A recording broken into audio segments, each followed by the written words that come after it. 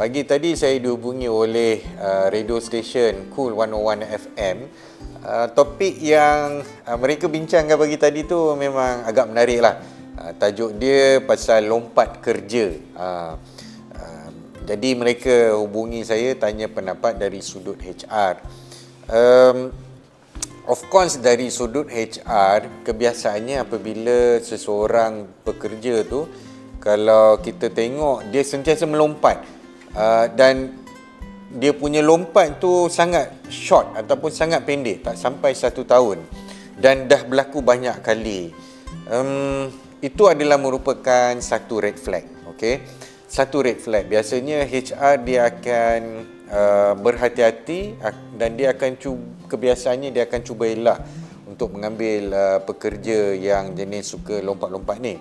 Sebab dia adalah apabila seorang itu dia mempunyai rekod sentiasa lompat dari satu kerja ke kerja yang lain dalam masa tempoh yang sangat singkat, majikan dia akan rasa macam okey, orang ni memang jenis sikap dia suka untuk pindah-pindah kerja. Dan disebabkan dia suka pindah-pindah kerja tu, kalau kita ambil nanti sekarang dah penat kita train dia apa semua, lepas tu dia berhenti. Jadi sebab tu kebanyakan majikan ataupun HR dia akan cuba elak lah. Bukan nak kata dia tak akan ambil, dia akan cuba elak. Kalau dia ada pilihan yang lebih baik, dia akan ambil pilihan yang lebih baik lah. Walaupun menjadi satu kebaikan kepada pekerja tu, bila dia lompat, dia demand gaji yang lebih dan sebagainya. Tetapi kita kena ingat bahawa kenaikan gaji ni pun sebenarnya tak selesai masalah kita. Gaji ni dia sentiasa tak cukup pun sebenarnya. Dan kalau dia pergi pindah ke tempat kerja lain, walaupun mungkin dari segi gaji naik, tapi ada juga faktor-faktor lain yang perlu kita ambil kira, seperti contohnya ialah mungkin disebabkan tempat kerja yang baru tu dia kena travel yang lebih jauh. Mungkin dia punya tanggungjawab dia akan lebih, dan kita pun tak tahu suasana kerja macam mana. Jadi apa yang saya recommend lah, saya recommendkan kepada pendengar, penonton video ni, pada awak semualah. Kalau nak lompat kerja, actually ini satu benda yang positif juga sebenarnya.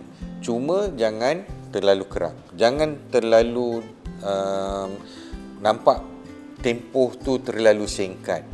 Biarlah tempoh dia lebih lama sedikit, dan sekiranya awak perlu pindah cari kerja lain, carilah kerja atas sebab-sebab yang betul. Sebagai contoh, kalau awak masih muda lagi, sebenarnya prioriti awak sepatutnya bukanlah pada gaji tu. Sepatutnya adalah pada pengalaman dan ilmu yang awak boleh dapat dengan bekerja dengan sesebuah syarikat. Jadi kalau awak dapat tawaran kerja di dalam sebuah syarikat yang boleh menawarkan pengalaman kerja yang lebih baik, bagus, silakan. Yang penting sebenarnya pada peringkat awal adalah untuk menimba seberapa banyak pengalaman yang boleh. Dan apabila awak dah capai satu tahap bahawa awak dah jadi subject matter expert, mempunyai kekuatan dalam sesuatu bidang, time tu awak boleh demand. Awak nak demand gaji naik 30% ke, kan? Boleh. Nak 100% tu pun susah lah juga. Tapi sekurang-kurangnya 30%. Tapi yang penting kena ada pengalaman. Kalau tanya saya berapa lama tempoh tu, dia agak subjektif. Tapi kalau tanya saya rasa sekurang-kurangnya sebaik-baiknya adalah 4 tahun sebenarnya. Dulu mungkin 4 tahun tak ada apa, tapi sekarang mungkin korang rasa macam 4 tahun ni dah lama sangat, kan? Tapi sebenarnya tak juga.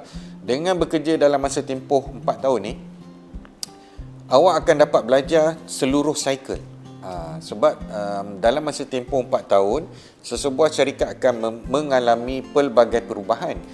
masa time dia tengah untung ke masa time tengah rugi, awak dah merasa tu semua. Jadi bila awak pergi kat company lain, awak bawa pengalaman, saya pernah bekerja dalam syarikat yang tengah bawa untung dan juga dalam syarikat yang tengah mengalami kerugian.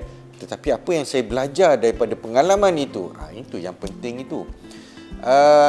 Tapi andai kata kalau rasa 4 tahun tu terlalu lama kan, taklah, bagi saya yang pasti kalau bawah setahun tu terlalu cepat. 2 tahun tu pun mungkin okey lah. Tapi jangan terlalu kerap.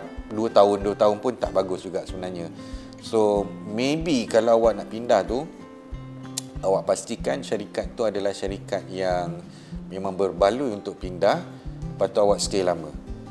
Stay lama dalam syarikat tu 4 tahun, timba pengalaman, lepas tu baru cari kerja lain. Bila nak cari kerja lain tu, time tu lah baru awak demand. Memang betul kalau awak sentiasa pindah-pindah, awak akan dapat kenaikan gaji, betul. Tetapi itu hanyalah short term. Akan tiba masa apabila sampai 1 tahun awak dah 4-5 kali kan, asyik bawah setahun tukar, awak mungkin akan hadapi satu situasi di mana susah dah nak cari kerja lain. Pasal apa? Rekod awak tu dah menunjukkan awak kerap, katakanlah baru 3 tahun dah 5 kali kena pindah kerja kan. Susahlah sikit nak dapat kerja yang lain.